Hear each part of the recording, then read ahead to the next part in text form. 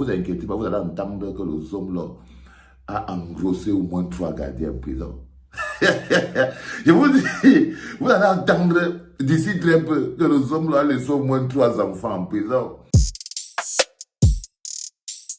Sissoko Ayuk Tabe himself, qui a dit que là où il va croiser le homme là, il a fait comprendre au régisseur que si le régisseur, vous connaissez Sissoko Ayuk Tabe, le leader ambazonien charismatique, il est en prison depuis plus de 10 ans. C'est lui le vrai patron de la prison. Le vrai patron de la prison s'appelle Sissoko Ayuk Tabe. C'est le charismatique leader ambazonien. Il est installé là-bas depuis plus de 10 ans. Il avait été kidnappé au Nigeria par Eko Eko. Parce que là où Eko Eko est là, quand il marche dans la prison, il rase les murs. Hein. Il rase les murs parce que sa plus grosse crainte, c'est de croiser Sissoko. C'est de croiser le Sissoko Ayuk Tabe. C'est le véritable propriétaire de la prison. Même le régisseur fait attention quand il parle à Sissoko. Alors Sissoko va voir le régisseur. Sissoko lui dit que les 2 jouisseurs que tu as amenés ici, là, parce que Sissoko lui c'est un homme charismatique, ça va faire plus de 10 ans qu'il est en prison. Et il tient son combat, il n'a jamais baissé la garde. Donc si tu respectes les hommes, il regarde Eko Eko et nos hommes comme des poulets. Il les voit se pisser dessus, il peut mourir de rire. Sissoko peut mourir. Là, Sissoko s'est rendu compte que le régisseur est devenu la serpillière d'Eko Eko. Le régisseur est devenu la serpillière du Bimoko. Puis, il va faire comment? Le petit régisseur vient d'être nommé régisseur.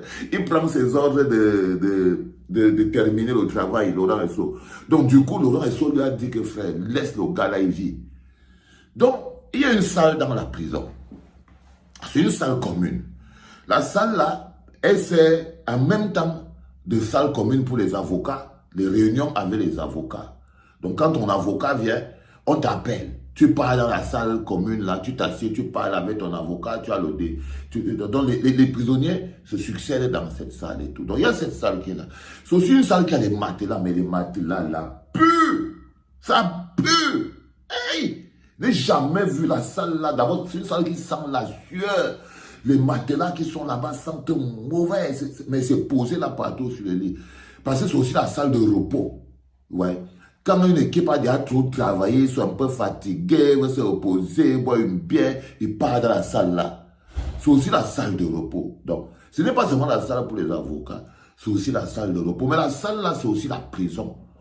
Parce qu'en fait, quand les gardiens de prison font du n'importe quoi, vous savez que parfois, il y a les costauds là, ils tout mal les gardiens de prison. Les filles là, non, ne blaguent pas.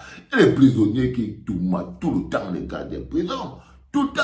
Donc, quand on a arrêté une gardienne en prison qui est peut-être enceinte, ou bien qu'on l'a arrêté, ou bien pour quelque chose, ou bien elle a fait passer, parce que parfois les gardiennes de prison, elle met le truc dans le coco, elle fait passer peut-être un cigare de gay, ou bien des trucs comme ça. Le train qui part, le car qui part.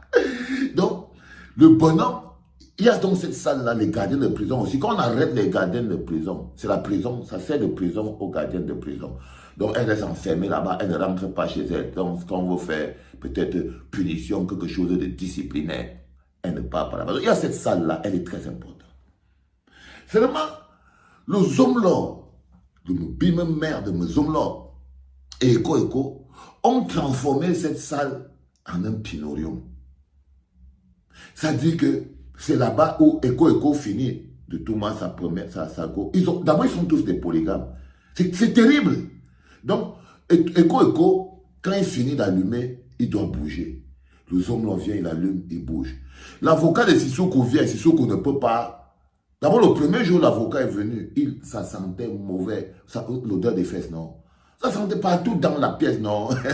Ça sentait les fesses partout dans la pièce. Vraiment l'odeur du coco. Dans toute la pièce. L'avocat de Sissoko dit que mais ce n'est pas normal. Qu'est-ce qui se passe? Sissoko lui-même, il est mal à l'aise. Il dit que mais les gars, et puis ramassez vos capotes et vos... Il ne nettoie pas. C'est-à-dire que le homme là, il finit de faire il finit d'allumer la omelette. Mais il ne ramasse même pas ces petits papiers de préservatifs et tout ça. Donc, ce tu commences à déranger Eko coince dans le homme là.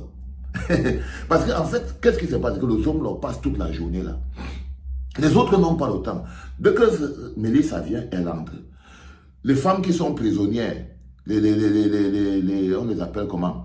Les gardiens de prison n'ont plus l'endroit pour se reposer. Donc, et vous savez, les gardiens de prison, là, c'est des allumeuses. C'est-à-dire qu'elles font comme si elles enlèvent le haut du haut. Elles laissent avec parfois, tu les vois, les gros bobbies. Là, vous connaissez les bobbies de nos soeurs, les ting-ting bobbies sont comme ça, là, et tout. Donc, elle met son soutien. Elle se couche comme si elle a chaud. Parce qu'elle est dans sa case de passage. Elle est dans sa case de passage et c'est la salle pour le repos aussi. Mais le sommes est là. Mais ils sont là. Et la gardienne de prison est là. Donc le piège est toujours là. Donc Sissoko, les gardiens de prison sont là. Comme les hommes ne sortent pas de cette pièce, les femmes viennent se reposer, ils sont là. Les autres prisonniers veulent parler avec leurs avocats. Ils attendent dehors, ils ne peuvent plus entrer. Parce que ça sent déjà le coco et tout. Du coup, Sissoko en a eu marre. Sissoko Ayok Tabé en a eu marre. Il est allé voir les hommes là, il a dit que frère, si je te croise encore, si j'entre encore dans la salle de passage là, je trouve que ça sent encore le kotopi, c'est fichu pour toi. Et n'oubliez pas, comme je vous ai dit, Sissoko Ayok Tabé, c'est le propriétaire. Donc ils ont donc dit qu'ils vont d'abord organiser une révolution dans la prison. Ils sont allés voir le régisseur pour dire que le traitement 2 poids 2 mesures, ça va s'arrêter. Et je vous dis que si Laurent Esso ne fait pas attention, Sissoko va mettre le faïa dans la prison si on n'arrête pas avec les privilèges de Mbimoukou. Sissoko dit que ce n'est même pas homme ça. Sissoko m'a dit que mais ces gars, ce n'est pas garçon, c'est des poulets. Ils n'arrivent pas à rester sans Touma. Les gars, tu es en prison. Le gars veut Touma comme quand il était dehors. Il veut Kotopi exactement comme quand il était dehors. Vous sentez la marque des petites personnes. Le gars est en prison. Même retenir l'énergie, la force pour dire que non. Non, il est toujours, il veut boire le bon vin. Le gars voulait même les cigares. On lui a dit que frère, laisse tomber. Le gars voulait les cigares. Il veut les cigares. Il veut... Et c'est ce qu'on me dit que des jouisseurs, même quand ils sont en prison, là, ils veulent que le bon vin, ils ne veulent que les... J'ai dit que c'est comme ça qu'ils vivaient dans nos hermanos. Donc je voulais vous dire qu'en ce moment, le vrai propriétaire de la prison, Sissoko Ayok Tabé, a donné un ultimatum au patron des gardiens de prison, le régisseur de la prison, que si jamais il part encore dans la salle commune, là où les gens s'asseyent pour parler les dossiers avec les avocats, ça sent le kotopi de Mélissa. Si jamais ils entrent encore là-bas, ils vont mettre la prison sans dessous, parce qu'évidemment, le traitement 2 poids 2 mesures, ça ne marche pas. Du coup, le zoom là, regarde comment il fait. Là, tu viens de chuter dans les 4 premiers podcasts de la journée. Tu es sur ton mandat, tu es en train de regarder. Regarde-le. Là, c'est fort. C'est fort, non? Donc, en d'autres termes, Sissoko a dit, colle ton dos sur le mur. Colle ton dos sur le mur, Amougou. Le somme là, colle ton dos sur le mur. Si tu ne colles pas ton dos sur le mur, ton dos, tu comprends ce que ça veut dire, non? Colle ton dos sur le mur. Parce que si tu ne colles pas ton dos sur le mur, les gars vont coller ton ventre sur le mur.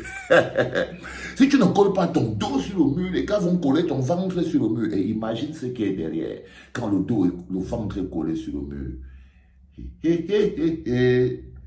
Fais gaffe, fais gaffe, fais gaffe. C'était le premier podcast de la journée, les enfants. En direct de la prison principale Kodengui. Rendez-vous pour le deuxième. C'était papa.